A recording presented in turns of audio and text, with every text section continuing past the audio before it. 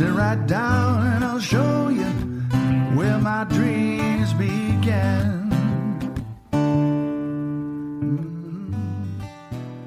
I'm Michael Dugan, your culinary host, guiding you through the chef's journey.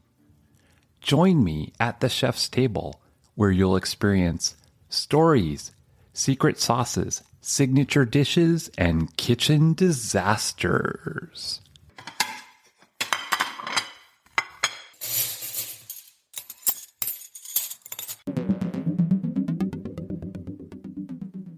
Michael Jarzinski got his first job as an executive chef at 20 years old, but he always knew that cooking was the one thing he was put on this earth for. In 2019, he was chosen as a featured chef for the top chef uniform supplier in the world. In 2021, he was featured chef for Cooks Who Care due to his efforts in continuously working to change the kitchen culture and make things better for his employees. His love for food comes from the feelings you get from a good meal, and he believes that food can be an escape from the outside world. Please welcome Chef Michael Jarzinski. You know, Michael, I'm very happy to be here to be able to discuss with you, a lot of things, not just with kitchen culture, but just with things going on in life in general, and everything that we see on a day-to-day basis within kitchens and outside of kitchens, and just basically how it affects life. It really does. I've mentioned this before to our listeners and to you, but I spent 10 years in the restaurant business. Yeah. And I studied to be a chef. I never quite made it to be a chef. So I have a tremendous amount of respect for you and chefs all around the world. But it's true. It's not just the kitchen. It's a whole life. It's a whole lifestyle. It's a whole culture that is so unique in the world. And we're going to learn more about that from your perspective today. So well, I'm happy to be part of it. Overall, I really am. Yeah, I'm excited. So let's dig in. Tell me what it was like growing up for you. Where did your passion for food come from? Was it a dish at an early age, or was it later on? What was your childhood like? Overall, my childhood was something very remote in distance from the world that I look at today, where like I spend in a restaurant every day. My family, we didn't go out. We spent a lot of time just kind of at home. My parents worked 2 jobs each usually, and they were always busy. There was 4 kids in total, so there was always kind of something going on. My one sister, she was always in beauty pageants. My other sisters did cheerleading. My one sister's a photographer. I did a couple sports, so there was kind of always something going on in the family. And it always kind of seemed that we didn't spend a whole lot of time together. Like we were never really around unless it was Saturdays. Usually Saturday, if not every other Saturday, we went over to my great-grandma's house. And this woman, she holds an incredibly high place in my heart because mine too. Over at her house, it was this kind of like different getaway, and I realized over the years a large part of it came to the food, because she made a lot of things from scratch, and she always just made like home style comfort foods, and just in tremendous ways. Like she would make her own sauerkraut balls and bake some breads, and like especially like she had a really great zucchini bread recipe. Oh, cool. Like she just loved baking, and my family, I could always see in those Saturday moments that everyone was just happy. And it was always a really rare sight to see my family happy, like really, really happy. And I started to realize also a great part of that goes to my great grandma, because she was an incredibly lovely woman. But what made her so great? I mean, we put them on a pedestal, but for a reason. And I'm very curious. So she was great because she was always young at heart. And, she was adventurous and funny and wanted to drink a bottle of wine every day. Oh, sometimes did. So she was just very young at heart and very just energetic for her age and just fun to be around. Like you could spend all the time around with her because she was just fun. You could tell her stories, she would tell you stories, she would laugh, she would make jokes. She was really like a fun spot in the room. And I know you can hear that about a lot of people, but she was really someone that like anybody in the room could talk to her. Anybody.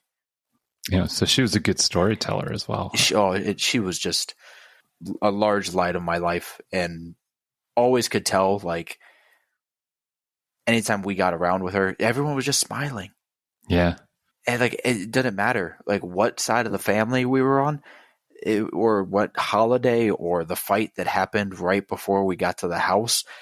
It was just smiles and sunshine as soon as we saw her. I lived my life. I lived on the East Coast for a long time. I live in Seattle, Washington now on the West Coast. But growing up, we used to drive from Connecticut to Massachusetts, and we would go to Cape Cod, on the Atlantic Ocean, because my grandmother had a cottage there. And it was this magical place, and it would take us what seemed like a day to get there. But by the time we got there, it was like this fantasy world. And she would always sit down with us and tell stories, and we'd read books together. And she lived right on the ocean. Oh. So, this magical place, I will never forget it. So you just brought that memory back to me. And we can share that with our listeners around the world. And that's fantastic. But the cooking part, it sounds like some really good meals, some really good home cooked meals. Yeah, she put a lot of effort into the meals that she made. And don't get me wrong, there was times we got over to their house, there was, a DiGiorno pizza and a Marie Callender's chocolate cream pie. And there were times where it was just quick, easy, didn't feel like putting the effort in. It was like, even having food like that, which, won't lie, is good in the right moments, was connecting like over food like that made me realize having an incredibly good meal is one of those things that just it gives you an escape from the outside world. It really gives you this perspective that like everything is really okay in life. That no matter what's going on, if you just take a minute, you unwind and you relax a little bit, you can kind of clear your mind, really, really find a little bit of comfort. And that's what kind of brought my focus to food, was like those moments on Saturday where even the small meals of the DiGiorno and Marie Callender pies, or the nights where she made those sauerkraut balls, or there were times she would make lamb, and like having those times where like seeing the connection of how the food just brought the comfort is really what turned me on into wanting to be a chef and bring that comfort to just everybody that walks into the door of wherever I'm at, of whatever restaurant or kitchen that I'm cooking in. How old were you when you think you wanted to be a chef, when the light went off? The light bulb went off.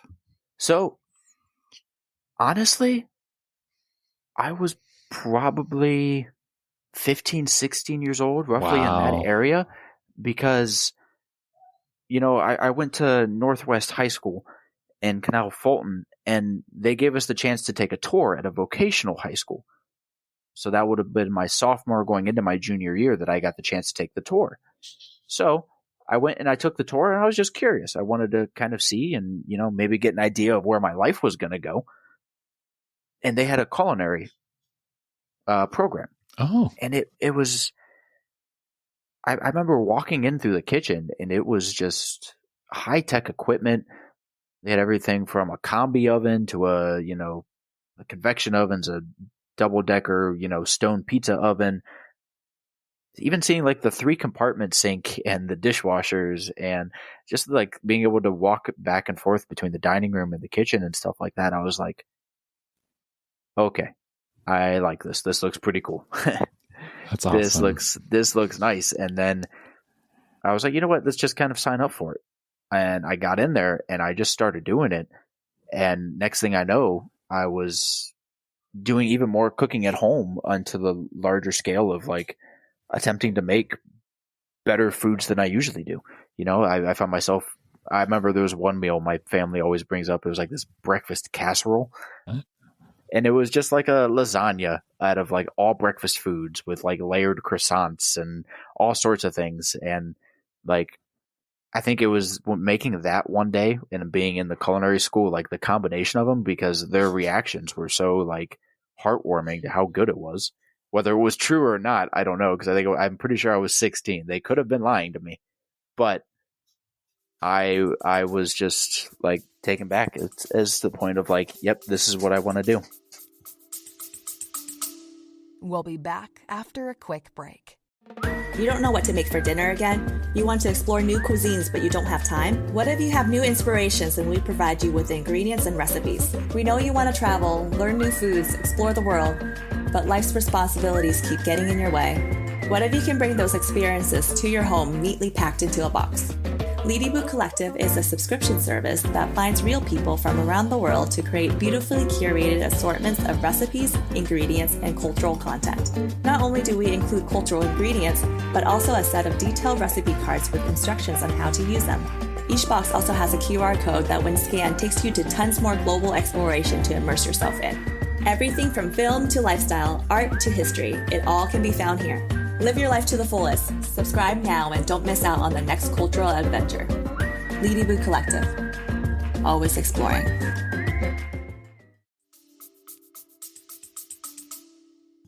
That's great that you found your calling at an early age. So tell us a little bit more. What restaurants did you work at that kind of helped shape your career?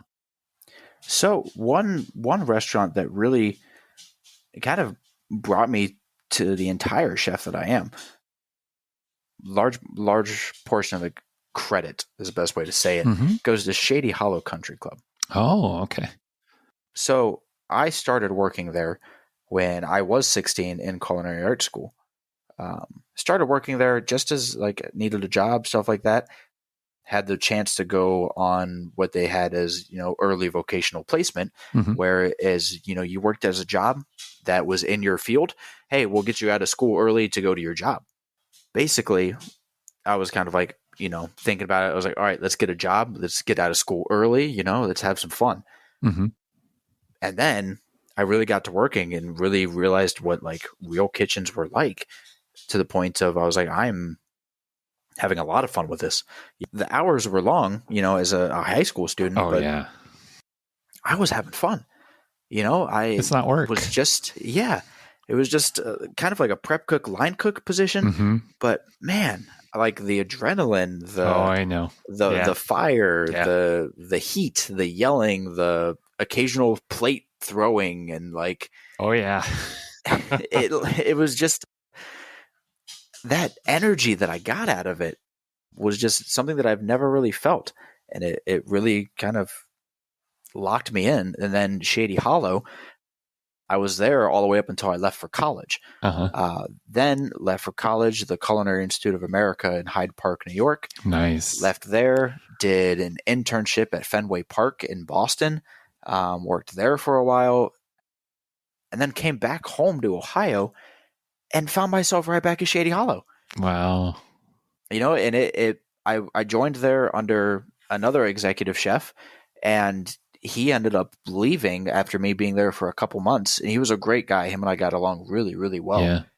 But I saw an opportunity open up, and I walked into the general manager's office, and I straight up told him, I was like, hey, I know this club. I've got years of experience here personally. Like, I know the way you guys want things. I know how things are done. Just got back from college.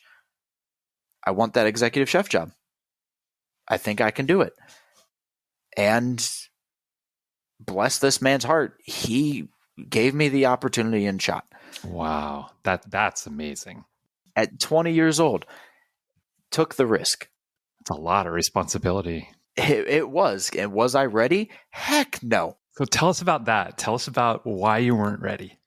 I was eager. I was young, and I was so energetic and ready to just get my feet wet. Yeah. I was like, yes, Yep. we're doing this. I'm ready.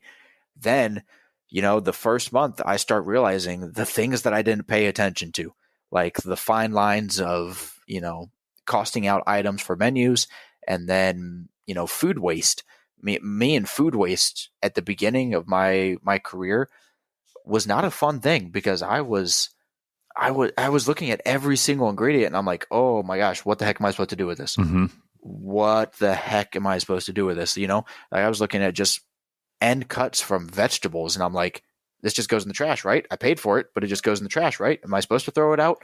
Like, I found myself questioning so many things, and finally, coming to terms over time of like, hey, those end cuts of a lot of those vegetables, save them for, random vegetable stock, or, Mm-hmm. Same with herbs that are turning bad, like all of those kinds of little things that I realized, the fine lines of paperwork of, seeing inventory that was costed wrong, or they were pricing it by the wrong either case or weight or item number or anything like that.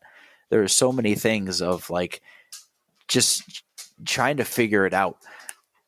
And I'm really happy he gave me the opportunity to do it, because it was something that I think that even if I would have waited a couple years, been like, hey, you know what, offer me this in about 2 to 3 years, I'll be ready. I think it still would have been the same. I think it still would have been just, you have to have that first go at it to really kind of see what it is. As you went along from the country club, what happened next? So I went from Shady Hollow Country Club. I kind of bounced around a little bit. Helped. There was another country club that I helped kind of rebuild their whole kitchen. There was 3 restaurants that I helped within a year of like going in and kind of helping them rebrand a couple things to boost the overall restaurant experience, and make sure people are returning and having a good time kind of deal. So I went from that, then got a job working at Hartville Hometown Meat and Seafood Company, which was a butcher shop. Yes. And this was about 2 months before COVID. Wow. It is right before the pandemic hit. And as you were probably well aware, when that happened, everyone flocked to the stores. Mm-hmm. And on our end, we were considered essential employees. And for the butcher shops, things like that, I wish I was kidding about this. We were cutting thousands of steaks a day. Oh, wow. Thousands. We went from cutting like 100 to 200 steaks per day to over 1,000 8-ounce fillets, over 1,000 16-ounce ribeyes each per day. Oh, my God. And it escalated so quickly. But I can say, and I already knew how to fabricate meat and trim meat and things like that. But going in there and doing the high volume production, that was a really fun experience for me. That's cool. Yeah. Yeah, because it was just, unloading the meat every morning, bringing it in, getting the bandsaw ready to go, getting everything fresh and cleaned, and then just cutting for hours and hours and hours. It was really, truly a fun thing. Went from there, joined Alexander Pierce in Akron, Ohio, started my own barbecue food company. You did catering, right? Yeah, we do a little bit of catering, a little bit of off-site, on-site, kind of a good group of everything. Interesting. And it's just really been a fun experience for like my overall career so far, because it's been something to kind of, I look back at like every little place that I've been, and I feel like there's something in my career that I can kind of say that I've brought from every single job that I've had, which is a good feeling. Yeah. So circling back around the pandemic, you had something that really happened where you kind of hit rock bottom. Can you tell us a little bit about that? So rock bottom for me started on July 12th, 2020. It was a very, very hard moment in my life, because I was in an unfortunate motorcycle accident. And it was an unfortunate hit and run. The paramedics had to kind of just find me on the side of the road, got rushed to the hospital, had a severe skull fracture, to the point where it was known as a subdural hematoma and an epidural hematoma. That's basically, means I had damage on the inside and outside of my skull, Right. which means inside and outside of my brain. So got rushed to the hospital to the point where they immediately put me into surgery. And this is peak of the COVID pandemic. And I mean peak. So my family, they're all getting the phone calls telling me I'm in the hospital. But all they can do is just be in the waiting room. Nobody's allowed to go to a room. Even if, they even told my family, even if he passes, you're still not allowed to see him, just because we can't have people in the hospital right now. So it was a very thing of like, hey, how do you say goodbye to someone without seeing that person? I was given basically highest rate they could give me, 7% chance of surviving. Wow. I had that much bleeding out of me. Went into surgery. It was about a 6-hour brain surgery, 27 staples through my skull from over by my right ear. It goes around the back of my skull all the way up to right above my right eye. And it was a very, very life-awakening experience, because then from July 12th, 2020 till May of 2021, I was basically out of work. I couldn't, for a long time getting out of the hospital, I couldn't really walk. I couldn't be around bright lights because I had very bad migraines constantly. So I had extreme eye sensitivity. So I was always wearing sunglasses, had very hard time around loud noises. It was very, very, very hard. And I remember the week that I spent in the hospital after the surgery, all I wanted to do was leave. When anybody talked to me, all I wanted to do was leave. I remember asking to leave multiple times. And unfortunately, my memory is very hazy from around then. Sure. But things got complicated, And taking that year off is really what has solidified my position in knowing that this is what I want to do with my life. Because for a long time, didn't do any form of cooking. I didn't even make toast because I couldn't. And I remember from July up until Thanksgiving of that year, no form of cooking, which is before the accident, longest I had gone without cooking was maybe like 5 or 6 hours. Like it was a very big thing for me to go months without cooking. So Wow. I remember we were having Thanksgiving and I had the opportunity to help with the turkey. So I loved helping with the turkey. And I went over and sat in front of the oven and just watched the turkey cook. Because it was just my first, being brought back into cooking. Yeah. That was the moment where I was just like, this is why I'm here. Like, I'm here for food. I am here to literally be around this and work with this and just have the overall experience of creating memories and those good times and happy moments with food. And it was really the whole motorcycle accident was a life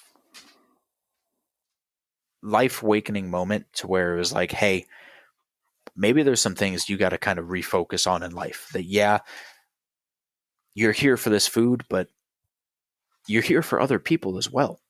You can bring that food to other people and really show them.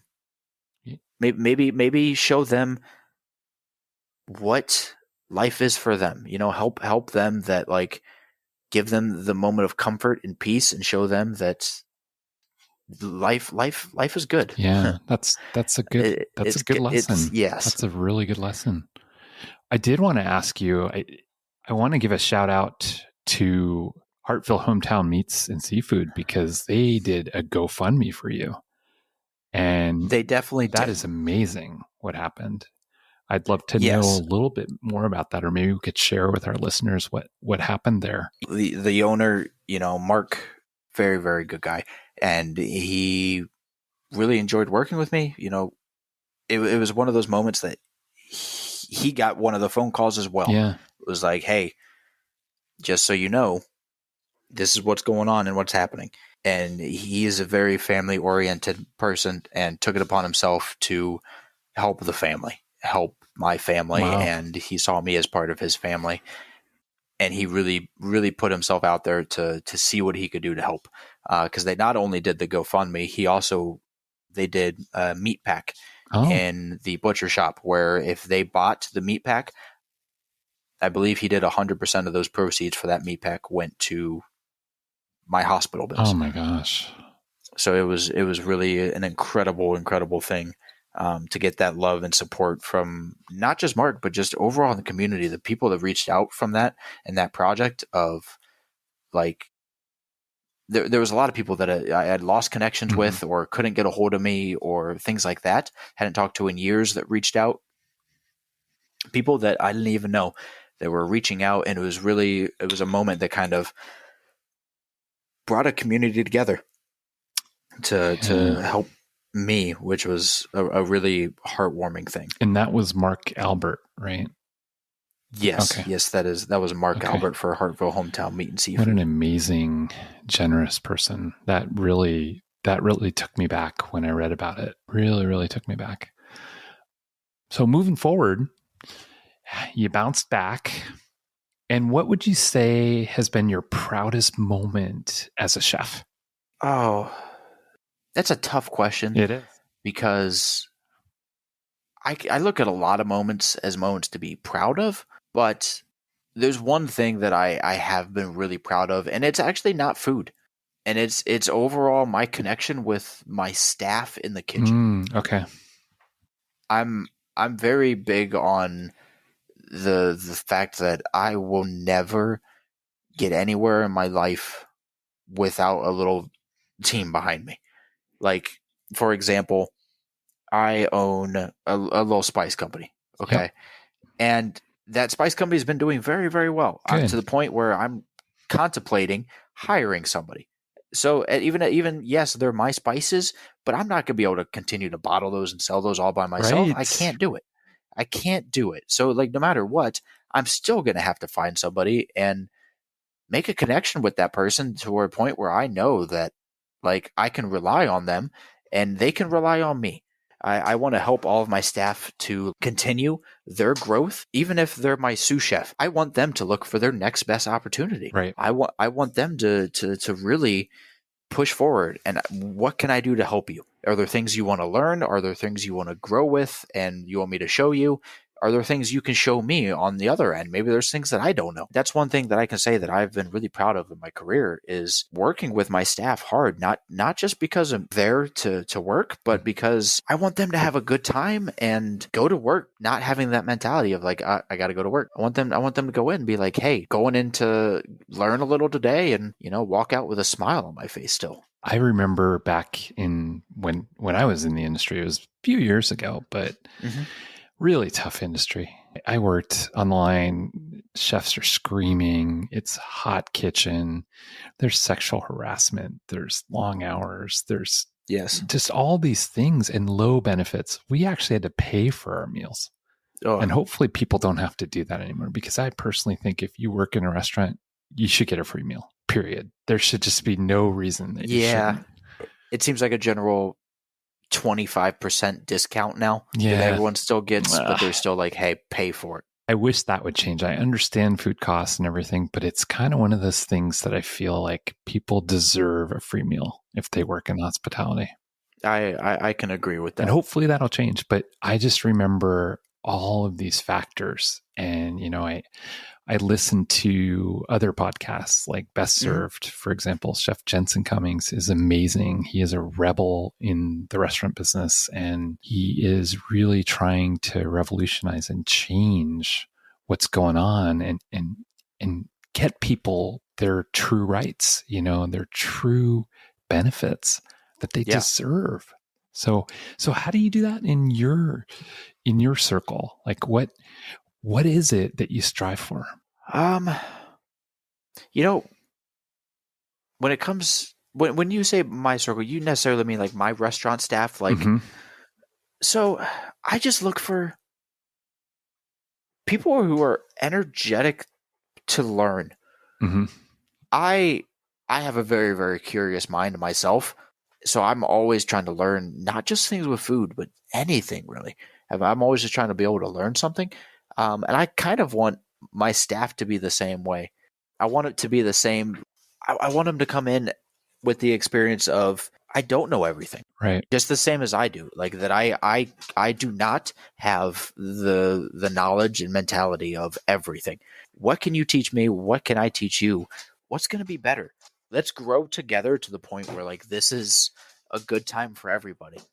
Do you have any shout outs you want to give to chefs or people who have supported or mentored you in your career? One big person I'd like to give it like a big shout out to for like mentorship, Chef Pat from Shady Hollow Country Club. Okay. He unfortunately passed away my first year as an executive chef. He was there my time in high school and there very, very briefly when I got out. And he was just an overall tremendous guy. Really taught me a lot. Really taught me to have fun in the kitchen and just to have some down-to-earth moments, even with the heat of everything going on. Just really taught me, hey, the kitchen is still a fun place, regardless of what's going on, regardless if your ticket reel is full, regardless of the fact that you guys are 8 orders behind, you just got sent back 3 steaks because they were undercooked and 1 was overcooked. We're going to have some fun. We're going to get serious and have some fun. Massive shout out to him and his family because he was a tremendous guy.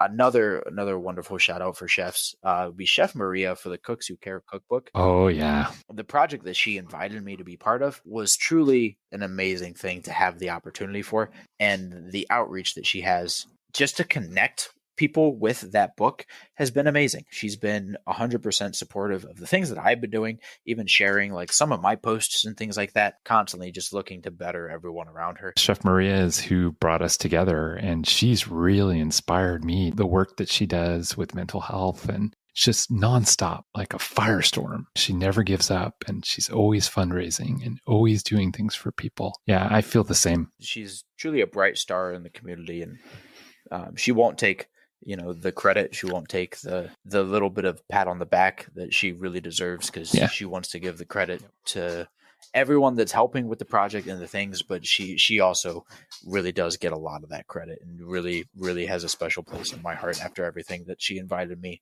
to be a part of. And if you get a chance, and for our listeners, but also for you, Michael, Chef Michael, give a listen to that episode. We did a really great interview together, and you will really find out a lot about her. Yeah. And it's amazing. It's really an amazing story. Absolutely. I will check it out. Yeah, definitely give it a check out. So tell us about some of the things you're working on. I know you have something called a kitchen journal. Can you tell us a little bit about that? Yes. So my kitchen journal was a little cookbook that I published beginning of 2022, very beginning of last year. That one is kind of a dedication to my great-grandma. She unfortunately passed away at the end of 2021.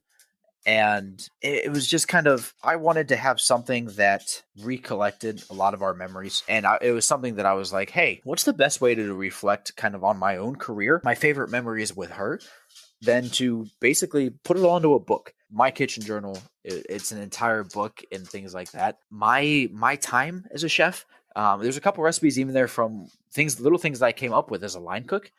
And there's things like that. There's some of her recipes in there. Some of the sauerkraut balls that I mentioned, that recipe is actually in the book.